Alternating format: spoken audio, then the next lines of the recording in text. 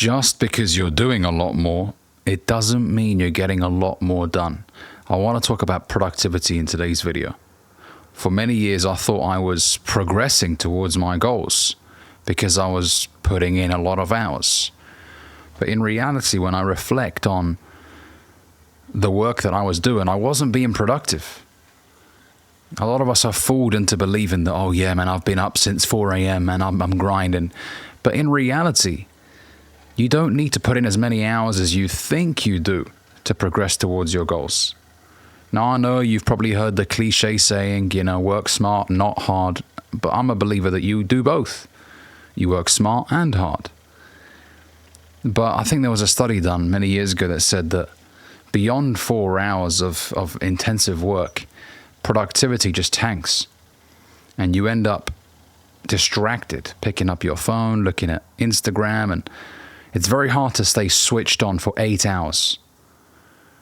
And so what I want you to do, fellas, is reflect on the work that you're putting in every single day and ask yourself the question, is this work advancing me towards my goal? Or is this sharpening the axe time? Essentially what sharpening the axe time is reading books, listening to podcasts, which are all great things. And I highly encourage that you guys do that, of course, whilst you're driving, for example, right?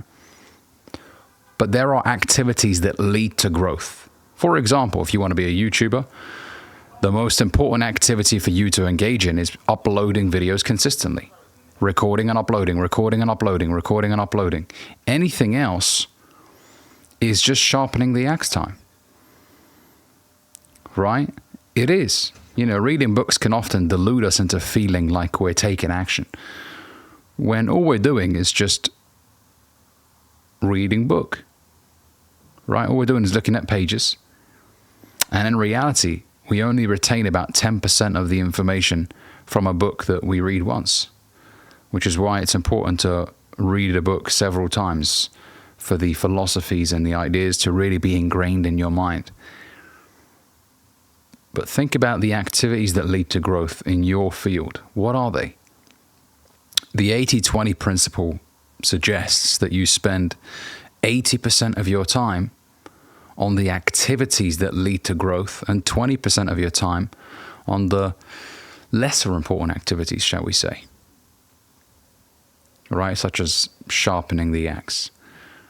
Reflect, what is it that leads to growth in your field? Don't be deluded into thinking that just because someone else has been working for 10 hours on their business that they've been productive for every one of those hours. No.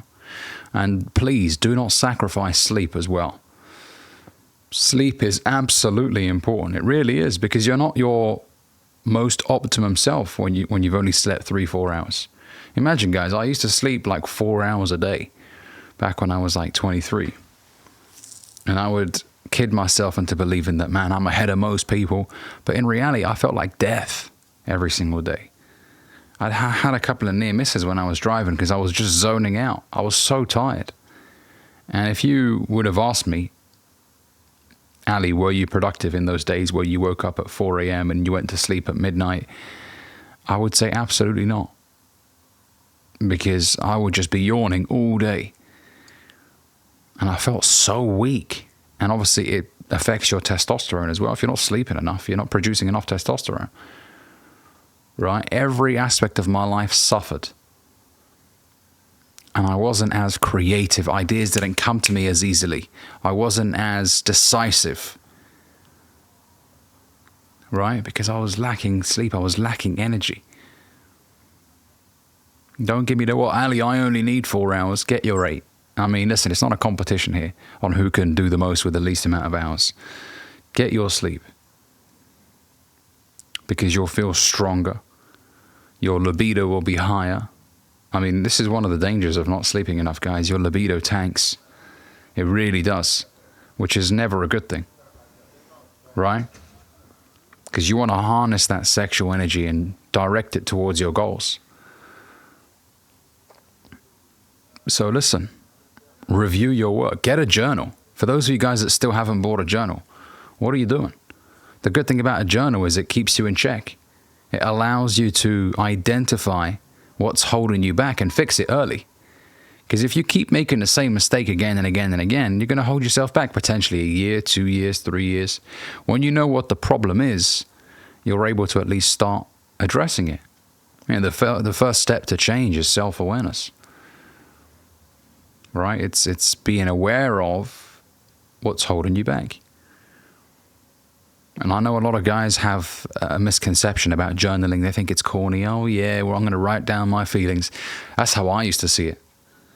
But then I saw it over time as I started to journal. I realized that, man, this is such a great activity. Because most people wake up every single day just coasting through life. No plan, no idea of where they're messing up. Just, oh, okay, I wonder what today brings. No idea whatsoever of what they're doing and where they're heading. So when you start journaling, you put yourself in that top 3%. You really do. And if you analyze successful people, a lot of them, I'm not going to say all of them, but a lot of them keep a journal. And, they write down every single day what they're grateful for. They write down what they intend on achieving. They review what they do every single day. You don't have to spend hours on it. I don't want it to become a form of procrastination for you, because it can be that if you're not careful. I don't want journaling to be something you spend 4 hours on every day. No. But at least 5 to 10 minutes. And then maybe on a Sunday, spend an extra 10 minutes. Okay? Because in a job, you go through a probation period, right? Where they monitor your progress and everything. Why don't you do that with you? Why don't you monitor your own progress in terms of fitness, in terms of career, in terms of how you're feeling about your romantic relationships? What area you feel is holding you back? What behaviors are letting you down? Right, maybe you realize after journaling that, you know what, I've been a bit too needy. I've been too needy. I need to check myself right there. Okay? Check yourself before you wreck yourself. So, productivity is everything, guys. You don't need to spend 9 hours a day on your Shopify business. In some days, you may have to. But if you get everything that you need to get done in 3-4 hours, perfect. Anything on top of that becomes a lot less productive. It just does. Okay, so monitor what you do, audit your day, and identify the areas that actually lead to money. Income producing activities. This is a successful mentor of mine put it this way many years ago. He said, Ali, focus most of your time on income producing activities. Activities that lead to more money. Such as making cold calls, for example.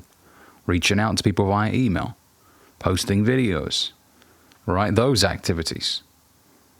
Income producing activities, IPAs. All right, fellas. Hopefully this video has provided you with some value. Let me know what you think down below.